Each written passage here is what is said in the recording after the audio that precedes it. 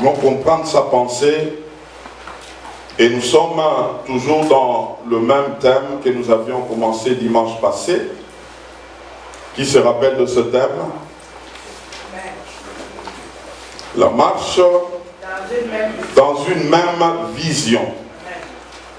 La marche dans une même vision. J'ai quelques textes que j'aimerais que nous puissions lire. Le premier qui va nous aider tout au long de cet enseignement de ce matin, parce qu'il s'agit d'un enseignement. Je vais prendre le temps avec vous, selon que nous sommes en train de bâtir. 2 Rois, chapitre 10, du verset 15 au verset 16.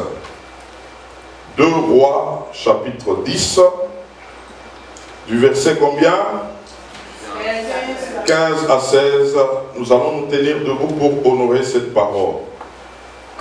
Et tu vas bien garder ce texte, parce que ce texte va nous aider tout au long de cet enseignement.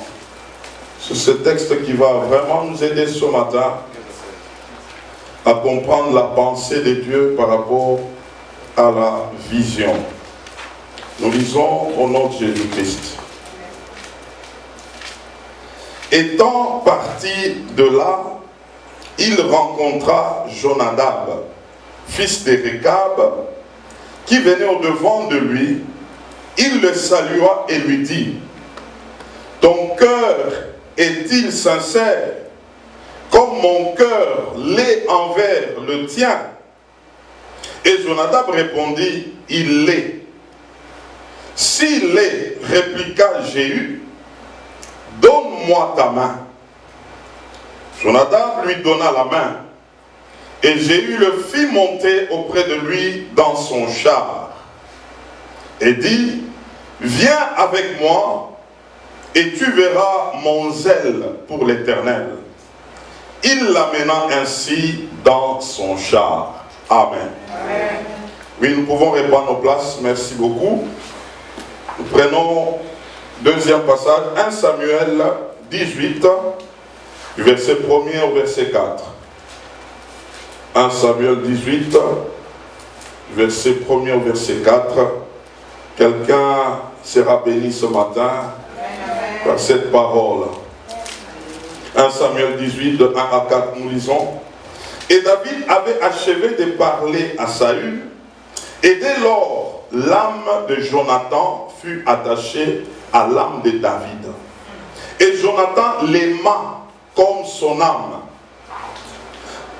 Ce même jour, Saül retint David et ne le laissa pas retourner dans la maison de son père. Jonathan fit alliance avec David parce qu'il l'aimait comme son âme. Il ôta le manteau qu'il portait pour le donner à David.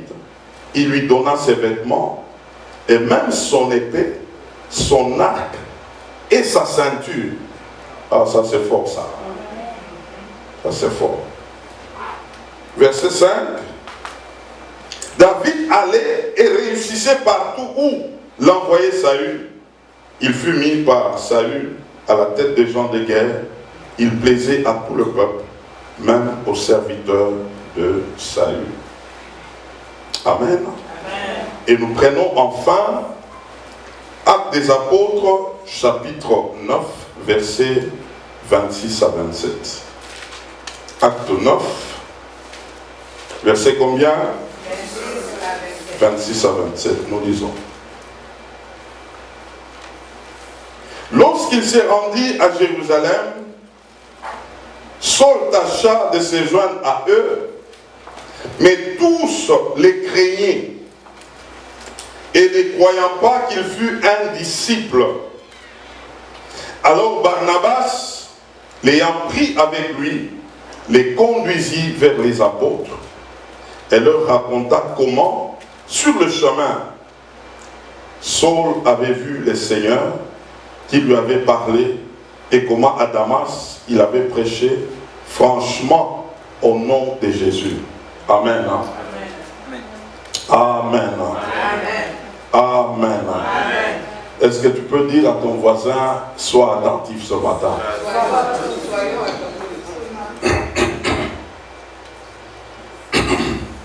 Dimanche passé, nous avions vu les exigences d'une vision. N'est-ce pas? Et nous avions dit, parler de la vision, c'est extrêmement important, car en réalité, c'est la vision qui met ensemble un peuple. Lorsque nous comprenons bien les choses, cela va nous motiver à mettre ensemble et à travailler pour une même cause. Et nous avions souligné combien d'exigences? 4 exigences. La première, nous avions dit, chaque vision divine commence toujours par un homme à qui Dieu se révèle d'une manière particulière, et Dieu fait de lui responsable parce qu'un jour, il va lui demander des comptes. Ce n'est pas un privilège, mais c'est une grande responsabilité.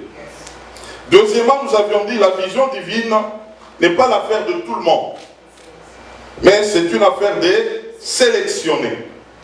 Si tu es là, donc tu as été sélectionné par Dieu. Et troisièmement, nous avions dit, une vision divine nécessite une formation ou une préparation. Parce que nous devons entrer dans les contenus pour savoir ce que nous devons faire exactement. Et quatrièmement, nous avions dit, une vision divine a besoin d'un lieu géographique. C'est pourquoi nous sommes là et en train de travailler. C'est le Seigneur qui nous a conduits. Alors pour ce matin, j'aimerais commencer par une introduction qui va nous aider à comprendre 6 observations. Combien d'observations? 6. Je ne suis pas encore dans le message. J'aimerais qu'on comprenne, et ce point va nous aider à entrer de plus en plus dans la matière de ce matin, marcher dans une même vision. Première observation. Avoir une vision divine ne nous exempte pas des oppositions. Avoir une vision divine ne nous exempte pas des oppositions. Quelqu'un peut dire, Dieu m'a parlé, Dieu m'a dit ceci ou cela. C'est bien, Dieu t'a parlé, mais sache que pendant que tu es en train de marcher vers ce à quoi Dieu t'a parlé, tu peux rencontrer des oppositions.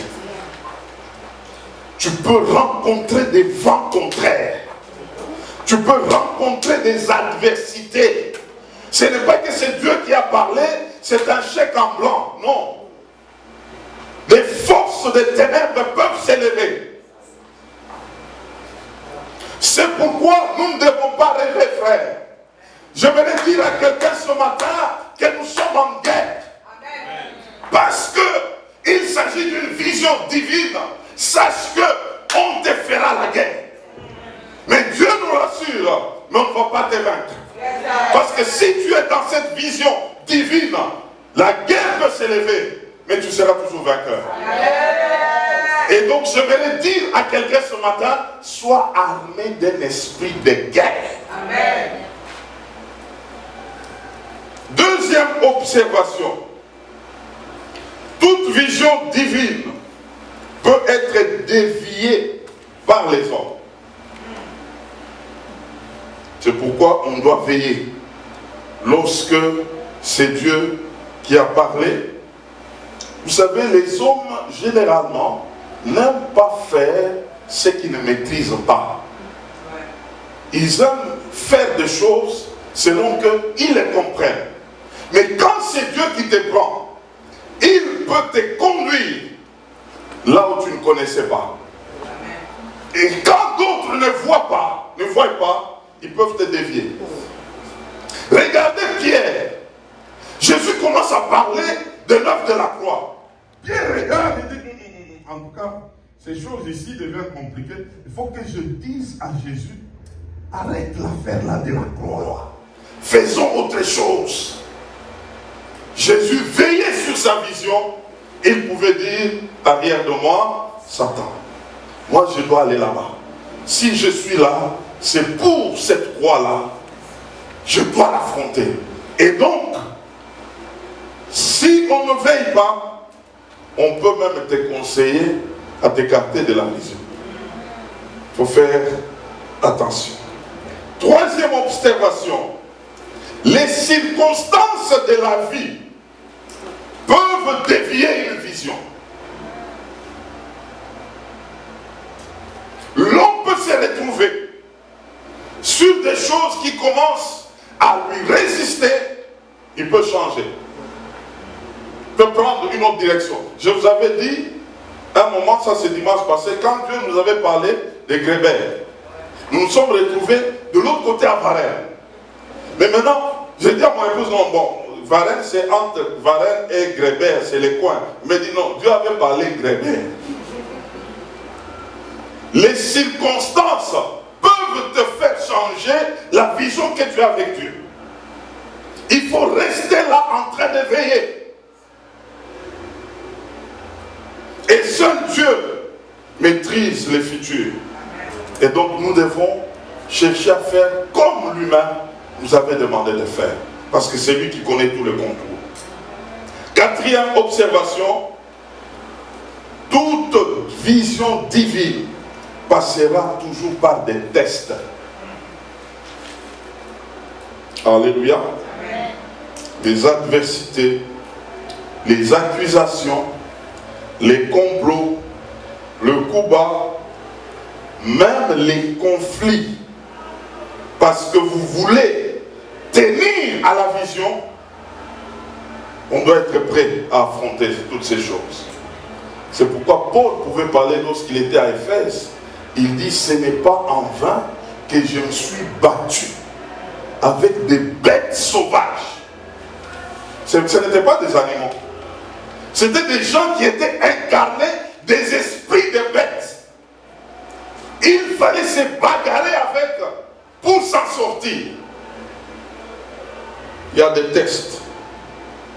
Et c'est vraiment sérieux. Et cinquième observation, toute vision divine a toujours un prix à payer. Pas de prix à payer, pas d'accomplissement de la vision.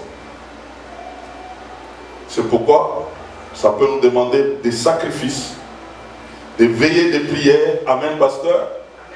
Amen. La discipline. Quand pasteur Zouzoua nous demande ici, un frère Eliezer, par mois combien de veillées?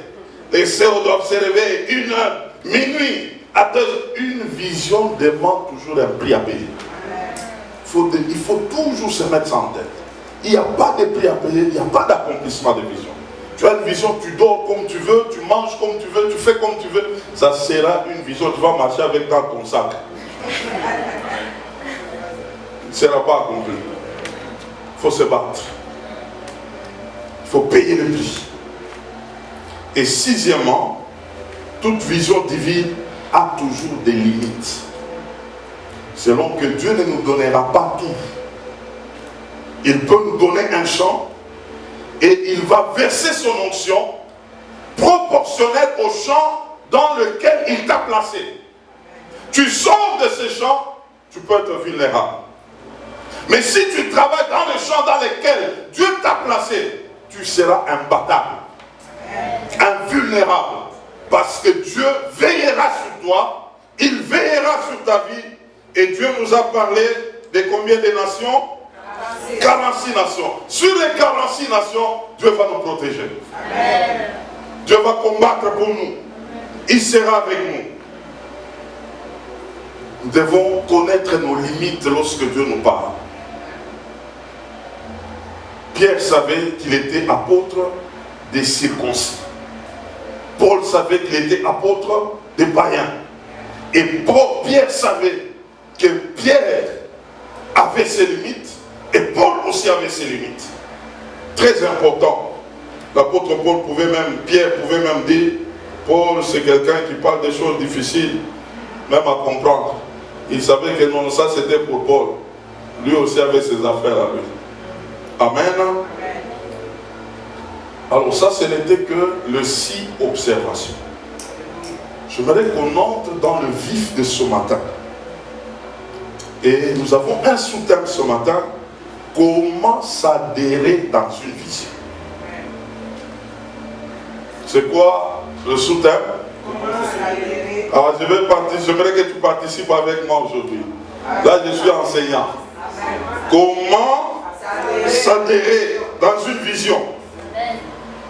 Nous avons dit qu'une vision, ce n'est pas l'affaire de tout le monde, mais c'est l'affaire de sélectionner. Comment s'adhérer dans une vision? Comment se retrouver parmi les sélectionnés? J'aimerais souligner un principe important que tu soulignes aussi. Dans le royaume de Dieu, tout le monde est appelé à être sauvé. Je dis bien, le salut est universel, c'est pour tout le monde. Quiconque croit sera sauvé. Mais dans une vision, ce n'est pas l'affaire de tout le monde. Ce n'est pas l'affaire de quiconque. Et c'est pourquoi on comprendra même la diversité des églises locales, parce qu'en réalité, il s'agit des visions. Mais quant à croire en Jésus, cela est donné à tout le monde. Matthieu 22, verset 14, la Bible nous dit, il y a beaucoup d'appelés. Il y a combien? Beaucoup d'appelés. Beaucoup. C'est que beaucoup de gens sont appelés au salut. Beaucoup de gens. Ce n'est pas limité. Dieu veut que tout le monde soit sauvé. C'est pourquoi Dieu appelle tout le monde. Il veut que tout le monde se tourne vers lui. Et quant à la vision, on a besoin de sélectionner. Et ce matin, parce que tu es là, tu es un appelé de Dieu. C'est Dieu qui t'a appelé. Toi qui entends ce message, Dieu t'a appelé. Entends ce message et c'est Dieu qui veut que tu puisses l'entendre. Comment s'adhérer dans une vision? J'aimerais qu'on retourne à notre texte de base.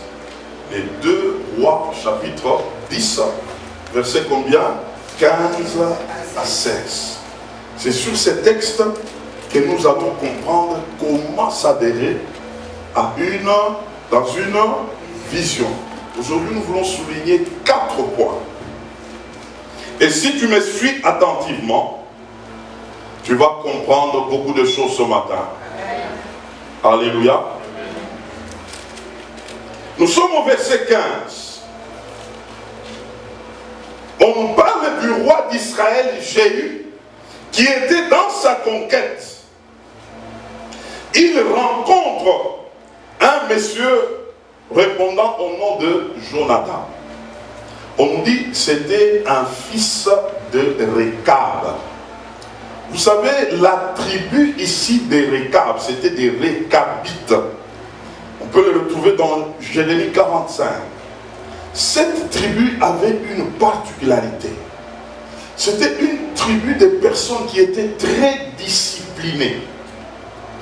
Ils pratiquaient une vie d'abstinence, des jeûnes et prières, des disciplines. C'était leur nature. Alors cet homme de Jonadab était de cette tribu.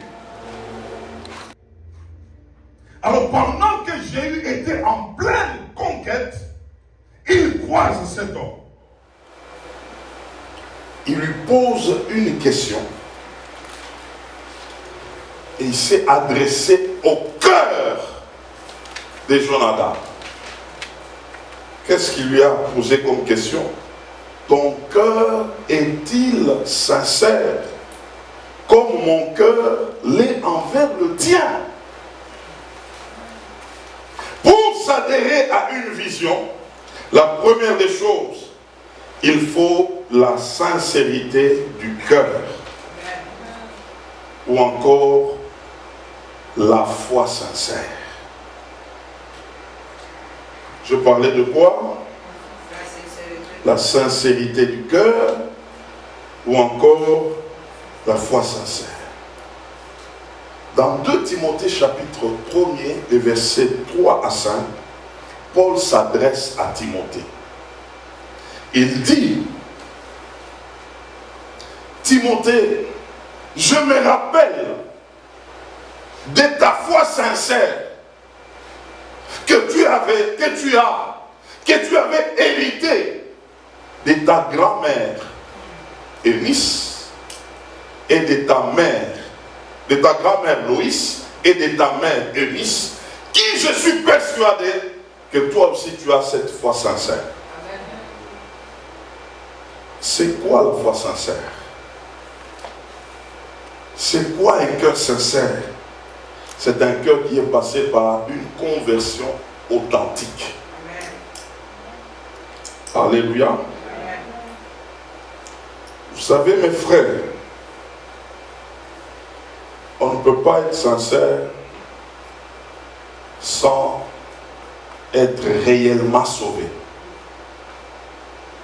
sans être réellement transformé. Et il s'agit de la nouvelle naissance authentique. Amen. Alléluia. Amen.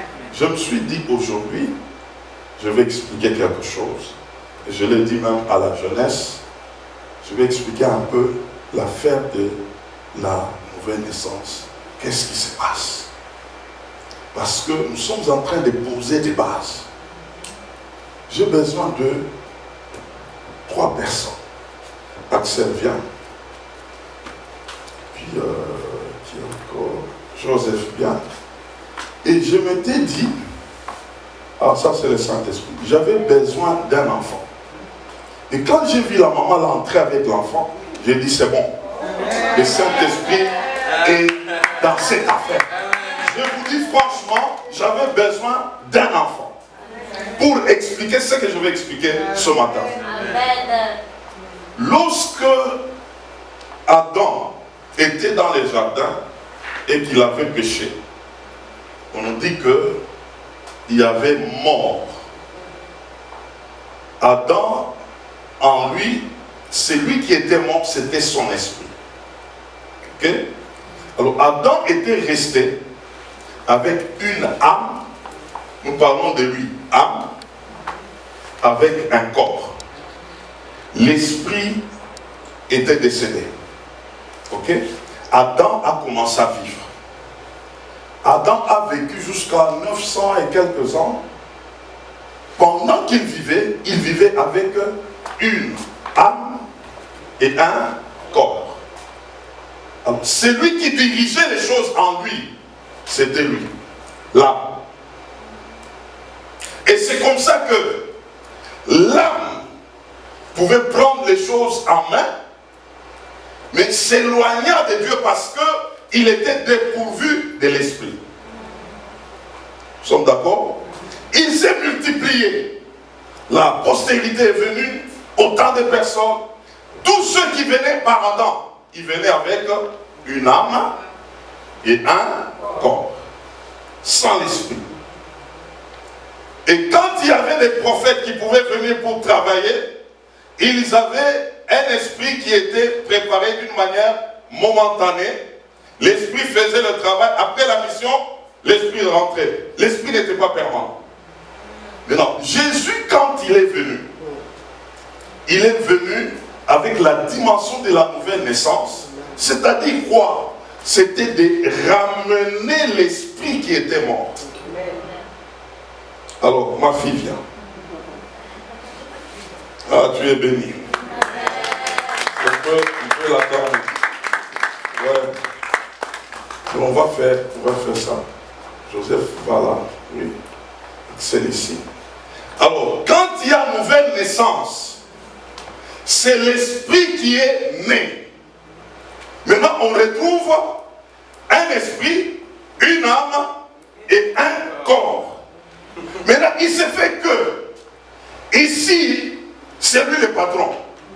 C'est l'âme qui a vécu pendant longtemps étant païen. Tourné vers le monde, tourné vers la poussière, tourné vers la chair. C'est comme ça, c'est lui qui gérait les choses. Maintenant, par la nouvelle naissance, et la nouvelle naissance lui-même, elle-même arrive comment? Lorsque une parole est libérée, c'est la parole de l'évangile, et le Saint-Esprit vient pour féconder l'esprit de l'homme. En d'autres termes, pour ressusciter l'esprit de l'homme qui était décédé à la vie. Maintenant, quand l'homme est ressuscité, ça c'est l'esprit, il ressuscite en tant que bébé. N'est-ce pas? Okay. Maintenant, il trouve l'âme, c'est lui qui gère tout. Et il donne des injonctions au corps. Maintenant, quand le bébé esprit arrive, l'âme commence à lui résister. C'est vrai, tu es venu, mais tu m'as trouvé, c'est moi qui dirige. C'est ça les œuvres de la chair. C'est la chair qui commence à parler. Tu m'as trouvé. J'ai raison selon le monde. Je parle selon le monde. Je m'habille selon le monde. J'ai le style du monde. Ça, c'est lui qui commence à informer l'autre. Maintenant, l'autre ne dépend pas de lui directement. Il dépend du Saint-Esprit qui l'a mis au monde. Et d'ailleurs, le Saint-Esprit vient, non pas pour habiter chez lui, mais il habite chez lui. Maintenant, le problème, lui, c'est sa taille. S'il reste bébé, lui va continuer à travailler. Est-ce qu'on comprend ça? Lui va continuer à travailler. Quand bien même l'autre est là, lui va commencer à lui donner des injonctions. L'autre veut dire non, non, en tout cas ici, on doit aller à l'église. Lui dit non, non, aujourd'hui pas à l'église, moi j'ai des choses à faire là-bas. L'autre dit mais allons-y. Lui il refuse. Mais comme il est bébé, il ne sait pas résister. Lui l'esprit veut parler de la vérité. L'autre est habitué au mensonge. Il dit non, non, ici je vais mentir. Je vais faire. Mais l'autre dit mais on ne ment pas. On doit dire la vérité. Mais il est incapable à cause de sa taille. Alors, pour que celui-ci prenne les commandes des choses, il doit d'abord grandir. Afin de s'opposer à lui. Maintenant, l'autre est là, c'est le corps. Lui suit la loi des plus forts. Si l'autre est fort, il lui donne des injonctions, il fait. Si c'est celui-ci qui est fort, il donne des injonctions, l'autre doit faire. Mais pour que celui-ci puisse lui donner des injonctions, il doit d'abord dominer celui-ci. C'est les combats que nous avons. Le vrai combat spirituel, c'est de renverser celui-ci. Ce n'est pas aller attaquer d'abord les gens du dehors là. C'est attaquer d'abord cet homme ici. Et cet homme a fait longtemps païen. Un jour le Saint-Esprit m'avait parlé. Je crois que c'était quand j'avais atteint mes 51 ans. Il m'a expliqué que j'ai fui païen pendant 21 ans. Maintenant, j'ai atteint 50 ans. Il m'a demandé, fais maintenant les calculs. Entre 21 ans et 50. Fais 50 moins 21. Ça fait combien? 29. Prends les 21 ans. Tu dois les substituer aux 21 ans des païens. C'est que tu n'as que 8 ans. Dans le Seigneur. Moïse, pour rentrer en Égypte, il fallait qu'il passe le désert de combien? 40 ans. Il a fait en Égypte combien? 40 ans. Donc les 40 ans là devraient compenser aux 40 ans. Mais maintenant, je voudrais te poser une question. Depuis que tu es né de nouveau, tu as passé combien d'années païen? Fais maintenant les calculs. Si tu es né de nouveau, il y a de cela 8 ans, et que toi tu as 40 ans, c'est que les sangs là de celui-ci là fait toujours le travail. C'est comme ça qu'un enfant de Dieu peut être, il est né de nouveau. Il est colérique. Il peut cracher sur quelqu'un. Il peut faire des choses. C'est celui-ci. Il est en train de dominer toujours. Un enfant de Dieu, tu lui dis que non, non, frère, ça ce que tu fais là, c'est pas pour les chrétiens. Il dit non, non, en tout cas, si c'est comme ça là, moi je vais me rébeller. C'est celui-ci qui parle. C'est que le vrai problème, il faut amener celui-ci à la taille. Et qui fera ce travail, ce n'est pas toi. C'est toi et le Saint-Esprit. Si tu commences à collaborer avec le Saint-Esprit va commencer à lui donner de la taille. Et comment collaborer avec le Saint-Esprit? C'est comme ça que je vous renvoie déjà à notre formation de GDF. Dans les syllabus que je vous ai donnés. Travailler la nouvelle naissance authentique. Qu'est-ce qui va se passer en réalité? Cet homme a besoin de manger la bonne nourriture pour grandir. Parce que le corps mange, n'est-ce pas? L'âme aussi a déjà beaucoup mangé. Il a mangé le monde. Amen, frère. Il a mangé les TikTok. Il a mangé l'Internet. Il a mangé les films. Il a mangé les styles. Tout ce que nous faisons, c'est les réflexes de l'âme. Et la plupart sans Dieu. C'est pourquoi on se bat. Arrête ça, tu ne veux pas, parce que tu as pratiqué ça pendant 30 ans. Est-ce qu'on peut te changer ça directement? C'est compliqué. Donc ce qu'il faut, c'est quoi? Entretenir celui-ci, lui donner de la taille pour qu'il grandisse. Dès que lui grandit, amen, amen, il pousse. Il faut qu'en poussant qu'il arrive ici. Vous voyez ça? Pour qu'il commence maintenant à attaquer l'autre. Comment arriver là? À les dépasser? C'est pourquoi, mes frères, nous devons savoir que l'esprit que tu a aussi besoin de la nourriture. Sa nourriture, c'est sa communion avec le Saint-Esprit par la prière en esprit. Amen. Mais pourquoi nous insistons sur le parler en langue? 1 Corinthiens 14, celui qui parle en langue, c'est son esprit qui est en prière. Autrement dit, celui qui parle en langue, son esprit est en train de se développer. Il ne parle pas aux hommes, il parle à qui? À Dieu. Et ce sont des mystères. 1 Corinthiens 14, 2. Et pendant ce mystère-là, il est en train de fréquenter Dieu, qui est la sagesse plus que les autres. Maintenant, quand cette sagesse commence à monter en lui, là j'ai donné 1 Corinthiens 14, 2. Celui qui parle en langue ne parle pas aux hommes, il parle à Dieu. Ce sont des mystères qu'il est en train de communiquer. Et 14, celui qui parle en langue, c'est son esprit qui est en prière. Et plus il monte comme ça, il est en train de prendre maintenant la taille.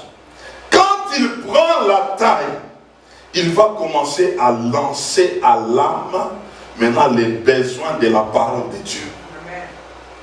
C'est ça maintenant. Celui-ci commence à lui dire, quand l'âme fait quelque chose, le Saint-Esprit dit non, lis tel verset. Ce n'est pas comme ça. La colère, ce n'est pas ça. Mentir, ce n'est pas ça. Il commence à s'opposer à lui. Les combats spirituels commencent là. Il commence à lui résister. Et lui commence maintenant, il va faire quoi? Il va se tourner vers sa nourriture maintenant, qui est quoi? La parole. Celui-ci, on peut l'échanger que par la parole. Celui-ci, on lui donne la taille par le Saint-Esprit. Alors, quand le Saint-Esprit lui donne la taille, il donne maintenant l'injonction à l'autre de commencer à faire quoi? À entendre la parole. Selon Jacques chapitre 1, le verset 21. Plantez la parole dans l'âme. Plantez la parole dans l'âme. Plantez la parole dans l'âme. Et l'âme commence à changer. L'âme commence à se tourner vers Dieu. L'âme commence à saisir. Dieu, quand il vient, il ne va pas passer par lui. Il passera par l'esprit. L'esprit maintenant atteint l'autre. Et l'autre maintenant donne les injonctions à l'autre. Dieu traite avec l'esprit. C'est comme ça que l'esprit, c'est lui qui est affectionné aux choses de Dieu. Pas celui-ci. Celui-ci, il les fait sous l'injonction de l'autre. Mais si l'autre est petit et bébé, ça ne sera pas possible. C'est pourquoi nous avons des gens, ils peuvent se réveiller le matin, je ne veux pas aller à l'église. Je ne veux pas lire la Bible. C'est lui qui a de la taille. C'est lui qui dirige. Mais quand c'est l'autre qui est affectionné aux choses de Dieu. C'est l'autre qui aime les choses de Dieu, parce que d'ailleurs, le Saint-Esprit habite dans lui. Il coopère avec lui, lui commence à lui parler. Et quand il lui parle, l'expression c'est l'autre. L'autre s'exprime de ce qui est venu d'ici par le Saint-Esprit, qui a atteint l'autre, qui a aimé la parole de Dieu. Il a commencé à se nourrir de la parole de Dieu, et c'est comme ça qu'ils peuvent faire des choses. Vous savez, cette étude m'a été communiquée, c'est quand j'en avais marre des chrétiens d'aujourd'hui. Je dis, mais Seigneur, ces gens, je ne comprends pas. Il va te dire que je suis né de nouveau. Il est né de nouveau, mais quand tu le regardes, sa façon, il peut te parler, frère. Tu dis, mais est-ce qu'il a rencontré Jésus ou bien il a rencontré quelqu'un d'autre? Il peut faire des choses. Quelqu'un peut te dire même, il est enfant de Dieu, mais il était tombé dans le péché, dans l'impudicité. C'est là que le Seigneur a commencé à me parler. Il dit, quelqu'un peut être sauvé, mais l'esprit peut être bébé. Mais maintenant, c'est l'âme qui est en train de faire les affaires. Et quand l'âme n'est pas vaincue, il peut te détourner. Jusqu'à telle enseigne que tu peux te retrouver, tu avais reçu Jésus, mais en réalité, c'est l'âme qui te conduit, t'amène même dans des choses qui peuvent même te faire que la honte devient ton partage. On est en train de ridiculiser aujourd'hui les enfants de Dieu, c'est à cause de ça. Cet homme, il faut les soumettre des forces à des cures de la parole de Dieu. Et celui qui est capable de le faire, c'est l'esprit. Il faut que celui-ci prenne la taille. Est-ce que quelqu'un m'a compris ce matin?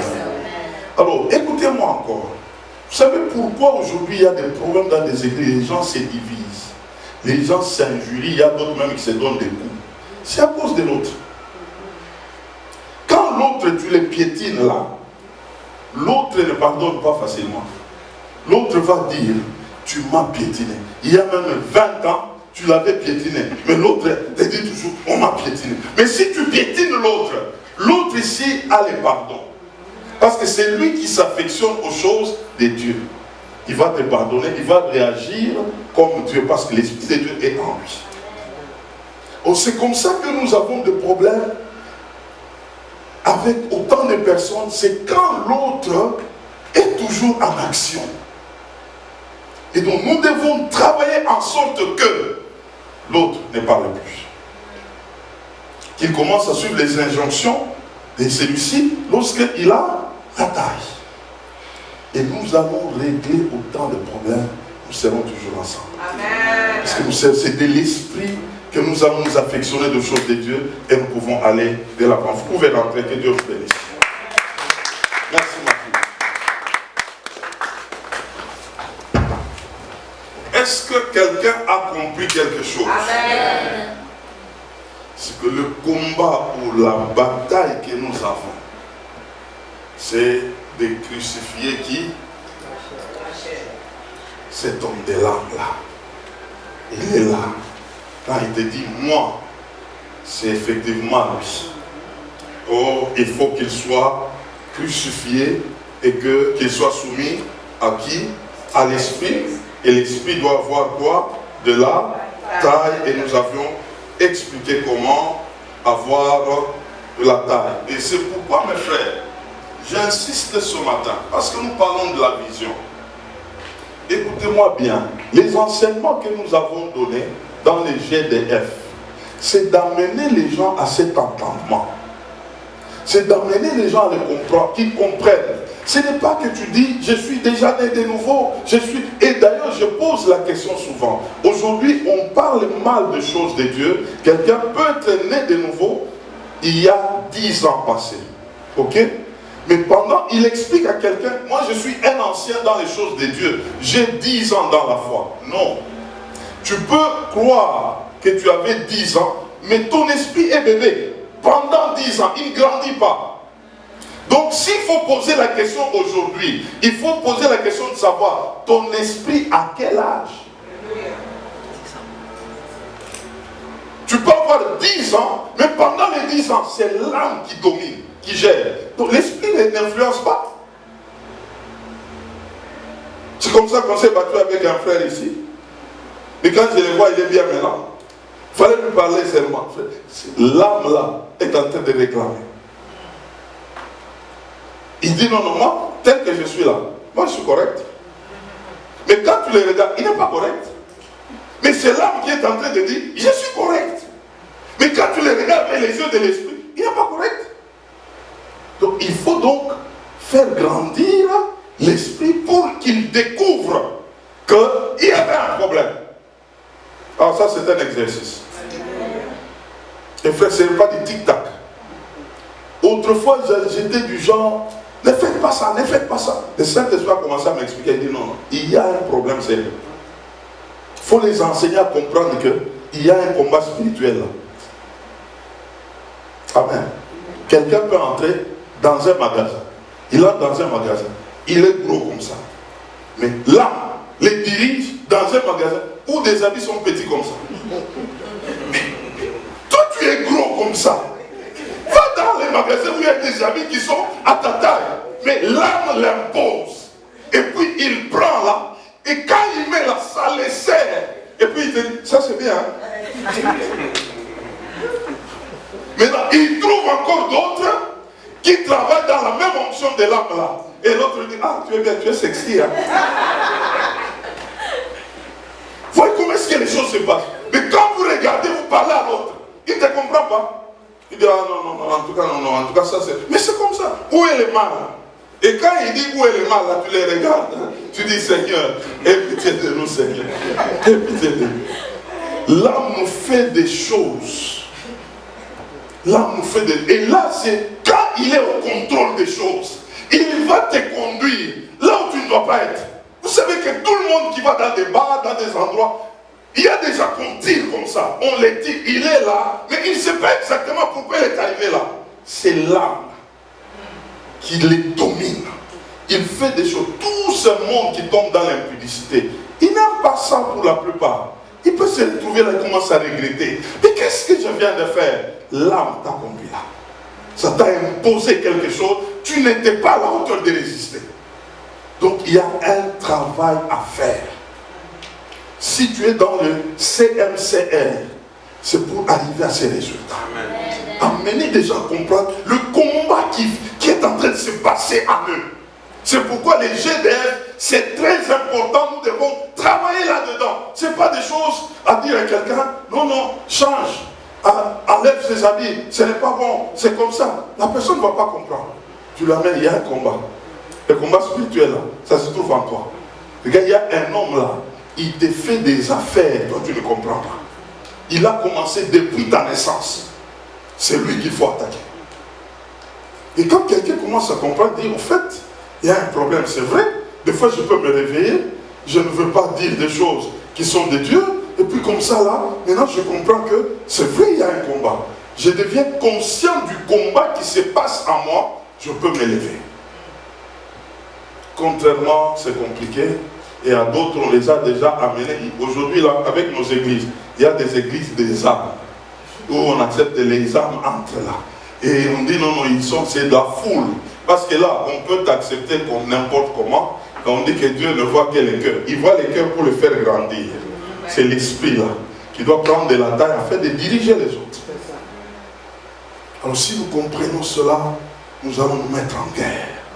Nous allons travailler jusqu'à ce que nous allons voir des choses qui vont commencer à nous quitter de nous-mêmes. Donc tu sens que, merci mon frère, tu sens qu'il y a des choses auxquelles tu ne peux pas. Tu dis non, non, ça c'est l'affaire de l'âme. Je dois faire croître l'esprit afin de m'affectionner aux choses de Dieu. Et ça marche. Deuxième point en ce qui concerne s'adhérer à la vision. Ah, aujourd'hui, je vais prendre un peu de temps. Dis à ton voisin, ne te fâche pas. Le pasteur a des choses à dire. Nous rentrons toujours dans le même texte de base. 2 Rois 10, de 15 à 16. Lorsqu'il a posé la question de la sincérité du cœur, l'autre a répondu de la même manière. Maintenant, Jéhu lui a demandé, il dit, donne-moi ta main.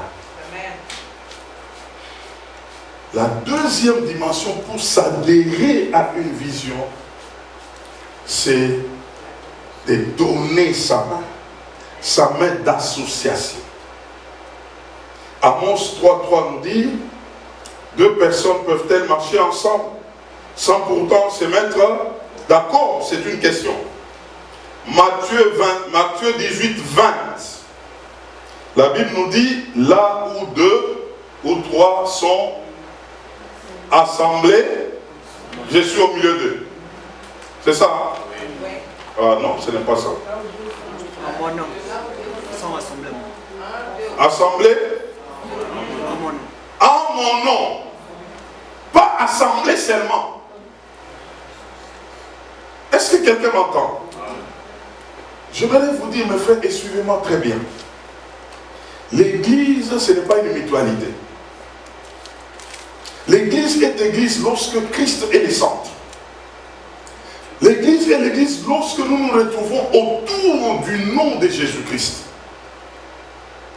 Vous allez remarquer que il y a des personnes, tu ne pouvais jamais les rencontrer dans ta vie, sinon par l'église. N'eût été Jésus, je ne sais pas comment est-ce que j'allais me rencontrer avec Pasteur Jouvois.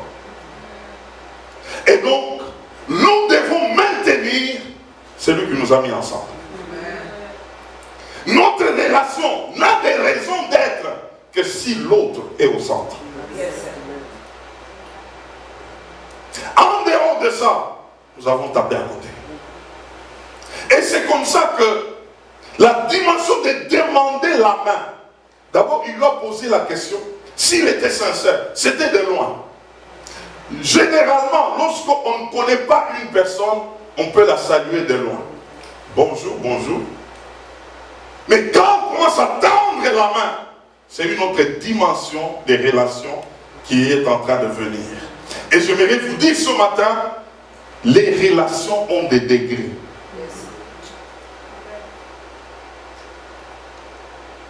Et nous devons savoir, nous sommes à quel degré de nos relations.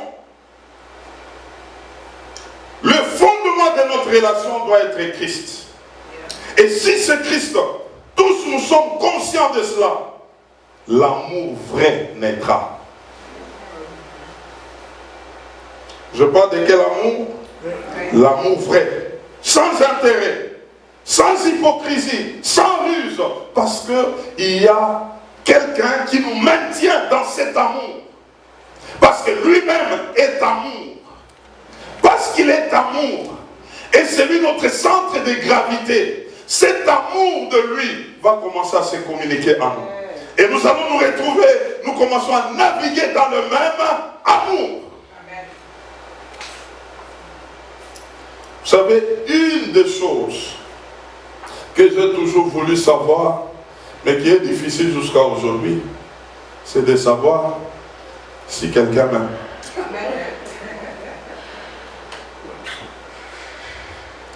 Toi, tu peux aimer quelqu'un, mais tu ne sais pas si la personne t'aime. Vous savez, Jésus, il avait ce problème. Jésus aimait Jean, les disciples Jean. La Bible dit, et Jean lui-même s'est vanté.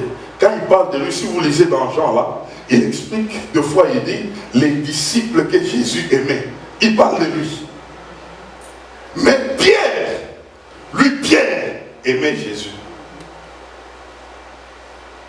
Parce que Jésus était Dieu. Il savait que le cœur de Pierre même. Mais nous là, on ne sait pas. Tu peux aimer quelqu'un, mais tu ne sais pas si la personne t'aime. Mais regarde maintenant la sagesse de Jésus. Lui aimait Jean, mais Pierre l'aimait. Jésus a laissé la responsabilité à qui? À Pierre.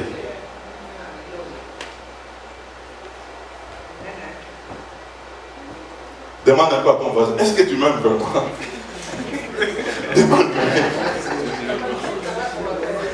Est-ce que vraiment tu m'aimes? Quand tu me regardes, est-ce que tu m'aimes vraiment des vrais là? Est-ce que tu m'aimes?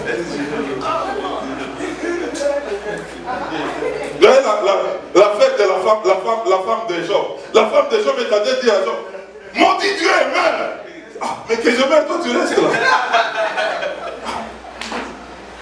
Quelqu'un te risque de te prendre, non? Tu me dis non, non, maudit Dieu et meurs. Que moi je parte. Ah, c'est compliqué. Hein? Il y a deux personnes. Et j'ai pris que ces hommes-là soient à sincères. La première personne, c'est Jonathan. On n'en parle pas souvent, mais je crois que c'est pourquoi Dieu m'a donné ce nom. Cet homme de Jonathan me marque beaucoup. Il était prince. C'est qu'en Israël, lorsque ton papa est roi, après lui, c'est toi.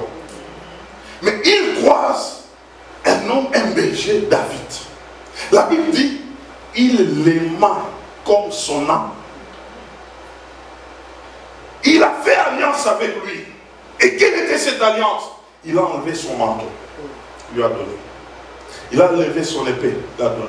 Son arc, il a donné. Ses vêtements, il a donné. Et même sa ceinture. Et David allait se battre avec l'armure de qui? De Jonathan, et lui gagner. Et ça créait même des problèmes avec le papa de Saül, de Jonathan, Saül. Il a commencé à jalouser qui? David. Et c'est Jonathan qui protégeait qui? David. Au détriment de son père. Jonathan pouvait dire à David, je sais que c'est toi qui seras roi en Israël, et toi tu es l'héritier. Jonathan était prêt à céder à David. Vous savez, il y a des gens, quand tu les croises, tu seras incapable, tu peux être incapable de retourner le bien qu'ils t'ont fait. Il y a des gens comme ça. Tellement que ils les font d'une manière désintéressée. Il n'a pas de calcul. C'est son cœur qui agit. Il le fait comme s'il le faisait à lui-même. C'était Jonathan.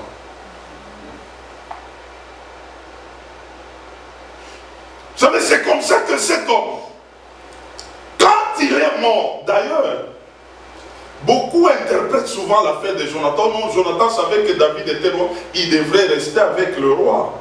Non. S'il était resté avec David, Saül allait le tuer. Il a fait quoi? Il est resté avec son père, mais il est en train d'informer David de tout ce que son père voulait faire sur lui. Il dit, je vais te protéger. Il a protégé David jusqu'à ce que lui est mort. C'est comme ça, quand il est mort, David ne savait pas quoi faire. Il a composé un cantique en l'honneur de Jonathan. Malgré ces cantiques, il s'est dit non, ce n'était pas assez. Il a dit, je cherche un enfant, quelqu'un de chez Jonathan. Je dois remettre ces choses sur cet enfant. Et on lui dit, malheureusement, il y avait seulement un boiteux, Mephibosheth. Or, en ce temps-là, les boiteux ne pouvaient pas manger à la table du roi. Mais David a dit, pour Jonathan, je dois enfreindre cette loi. Il doit venir à ma table. À cause de Jonathan, je ne le prends pas pour moi, je le prends pour Jonathan. Si c'est ce qu'il a dit, ce qu'il est, ça ne m'intéresse pas. Moi, ce que je suis en train de faire, c'est au nom de Jonathan. C'est ce que Christ a fait pour nous. Christ a pris notre place. Malgré ce que nous étions, tout ce que nous avions fait, mais il a fermé les yeux pour dire, je dois te faire du bien. Et si Dieu nous regarde, ce n'est pas à cause de nous, c'est à cause de Christ. À cause de ce que Christ a accompli pour nous. Amen. L'église a besoin de Jonathan. L'église a besoin de Jonathan. Une deuxième personne, c'est Barnabas. Cet homme de Barnabas me marque. Il croise Paul. Tout le monde parlait en mal de Paul. Tout le monde était méfiant de Paul. Mais Barnabas s'est pointé pour dire, moi je vais l'attirer. Je vais aller même les défendre devant les apôtres. Tout le monde savait que Paul était meurtrier. Il a tué les gens. Vous savez, il y a des gens dont les passés les chargent. On les regarde que par le passé. Ils ont fait des dégâts dans leur passé. Et il y a d'autres qui prennent maintenant ce passé-là comme des chevals de bataille. Tu veux faire du bien, là? Il dit non, attention. Voilà ce qu'il était au passé. Voilà ce qu'il a fait au passé. Et quand on écoute tout ça, on se décourage, on dit on ne peut pas faire affaire avec lui à cause de son passé. Mais Barnabas n'est pas comme ça. Barnabas a regardé, il a dit, non, il avait un passé, mais là il s'est converti. Là il sert le Seigneur, je dois le défendre. Il avait de la confiance auprès des apôtres, il se présente et dit, cher apôtre, fermez un peu les yeux sur cet homme. Tout son passé là est passé. Moi je l'ai vu. Il sert maintenant le Seigneur. Acceptez-le. Prenez-le. Les Barnabas sont prêts à céder même leur avantage pour que l'autre se retrouve. Les choses graves. Barnabas prend Paul. Et ça, c'est pourquoi j'ai dit, j'ai pris pour ces deux catégories de personnes dans l'église. Barnabas prend Paul. Il est présent chez les apôtres l'acceptent. Il a du crédit à cause de qui? De Barnabas. Aujourd'hui, il y a des gens, ils peuvent faire du bien à quelqu'un d'autre. Même si l'autre est en train de dire, cet homme-là, tout ce qu'il est là, c'est moi. C'est moi qui l'ai fait. C'est moi qui l'ai fait. Barnabas, ce n'était pas comme ça. Barnabas les prend, il amène chez les apôtres les acceptent. Pendant qu'il servait, là c'est acte 13, et le Saint-Esprit parle, mettez-moi à part. Qui? Paul et Barnabas. Non, non, parlez bien, j'aimerais écouter un détail. Qui? Paul et Barnabas. Non. Barnabas c'est quoi? Barnabas et Paul. Prenez-moi, mettez-moi à part Barnabas et Paul. Acte 13. Ils avancent, 14. Barnabas et Paul. Ils avancent 15. Barnabas et Paul. Ils arrivent à 17, 18. Paul, Barnabas. Paul, Barnabas. Ils arrivent à 20. Paul, Barnabas.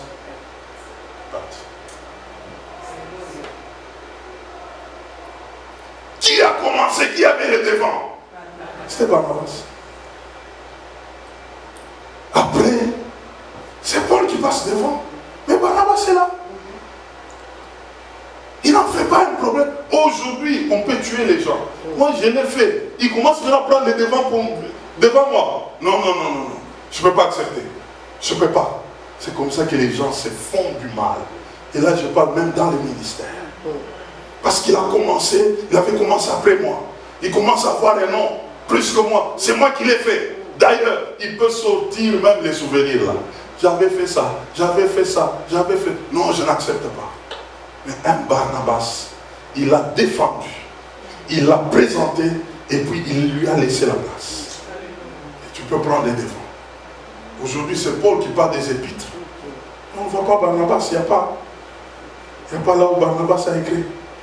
Mais des gens comme ça, Paul pouvait les respecter.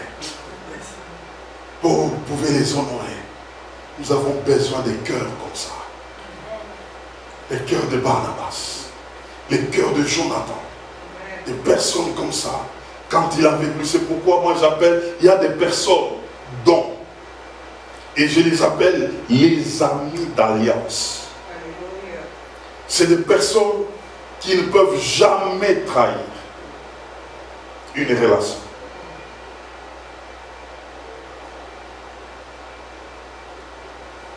Et c'est le troisième point. Toujours dans le texte que nous avons, Jésus, quand il a accompli, il a demandé la main. Troisièmement, il a dit, monte sur mon char. Ils avaient une relation de loin. Est-ce que tu es sincère? Ça c'était de loin. Donne-moi ta main. Ils se sont serrés les mains.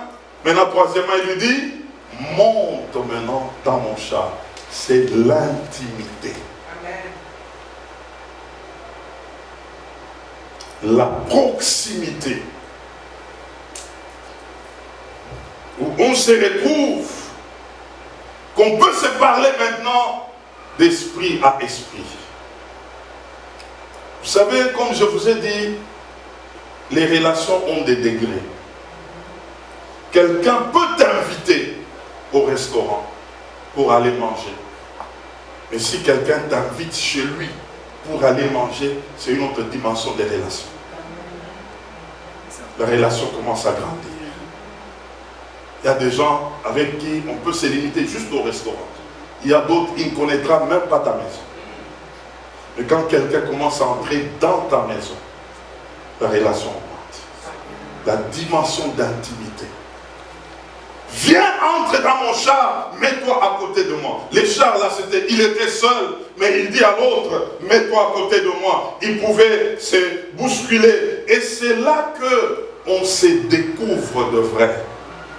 Une relation prend de degrés. C'est quand on commence à découvrir l'autre par ses faiblesses et l'accepter positivement, en prenant les fardeaux de ses faiblesses et non pas en faire un cheval de bataille.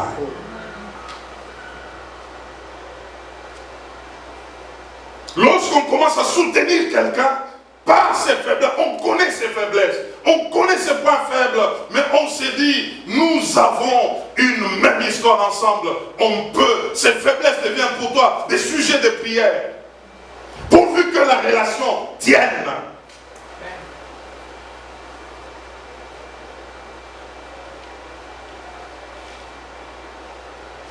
Oh, que Dieu nous aide, que Dieu nous aide, que Dieu nous aide. Il y a un frère qui était venu, je crois que c'était au début là, un jour il m'a dit, ah pasteur, je me suis beaucoup promené dans des églises. Je suis allé à gauche, à droite, mais cette fois-ci, je suis venu ici là, je vais rester ici. Même si tu me frappes, tu me donnes un coup de poing, je resterai toujours. Mais il est déjà parti.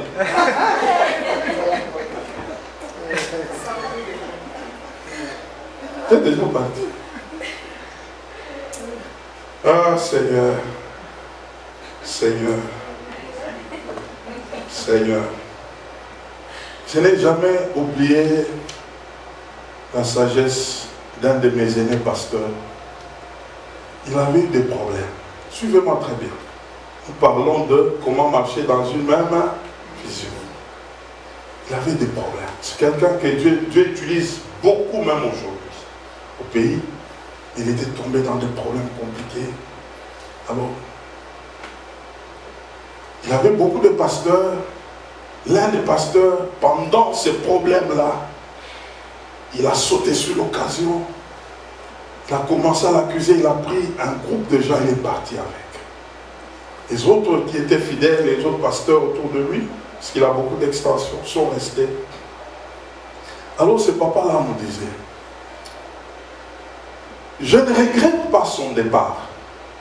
Mais ce que je regrette, c'est les choses avec lesquelles nous nous sommes parlé dans le secret. Est-ce qu'il sera toujours en mesure de les gérer même là où il est parti? C'était ça son problème. Il y a des choses, plus nous sommes intimes, nos cœurs vont s'ouvrir. Je peux te libérer un secret, il faut être sage pour le garder. Quel que soit ce que tu peux rencontrer, ça c'est une autre dimension de relation. Seras-tu en mesure de les garder?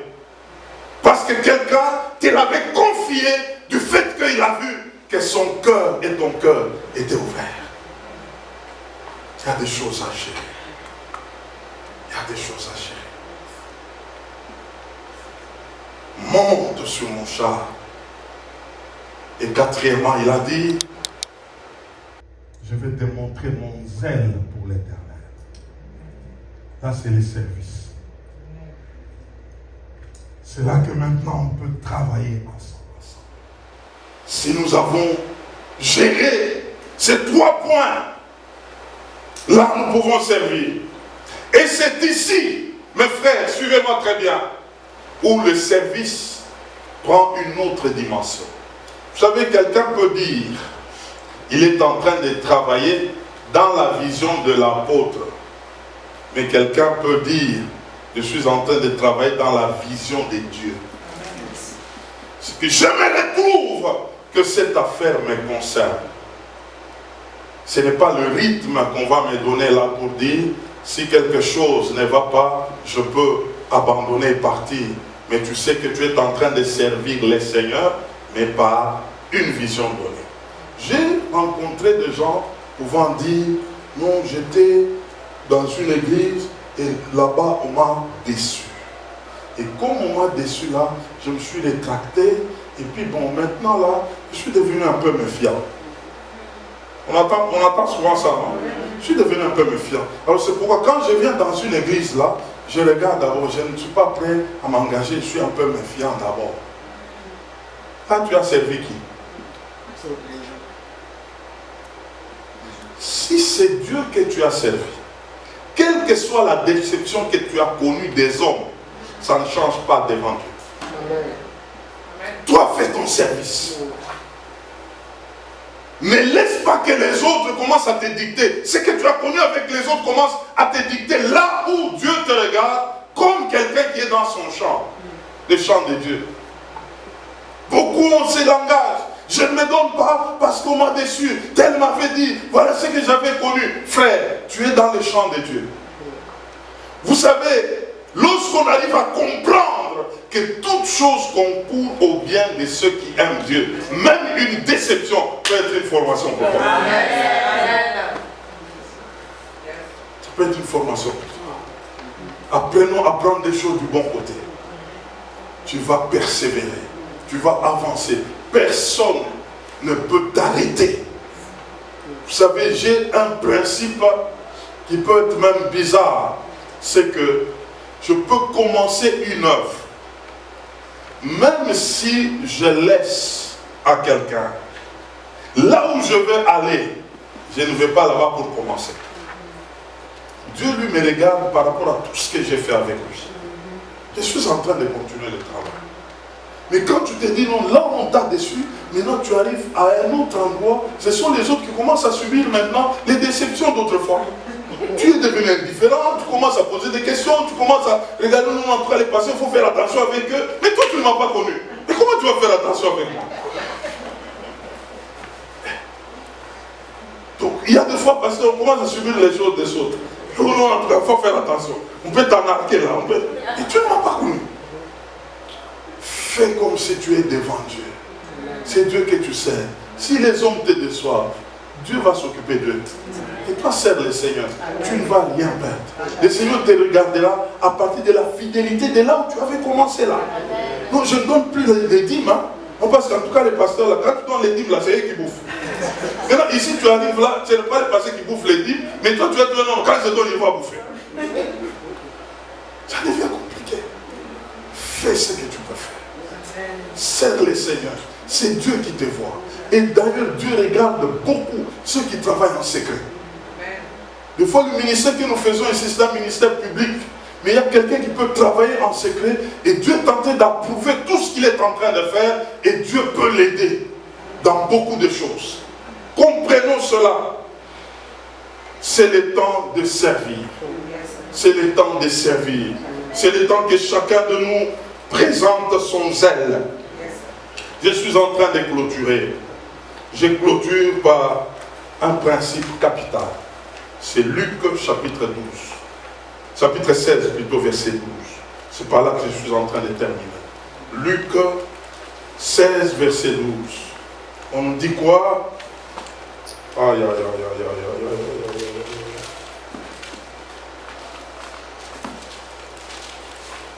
Oh, qui peut nous lire, qui peut nous lire, qui peut nous lire? Luc 16, verset 12. Et si vous n'avez pas été fidèle dans ce qui est à autrui, qui vous donnera ce qui est à vous? Être fidèle dans ce qui est à autrui. Dieu te conduira toujours quelque part où il demandera ta fidélité. Il demandera ta loyauté. Et si tu exprimes cela clairement, ton futur est en train de se préparer correctement. Amen.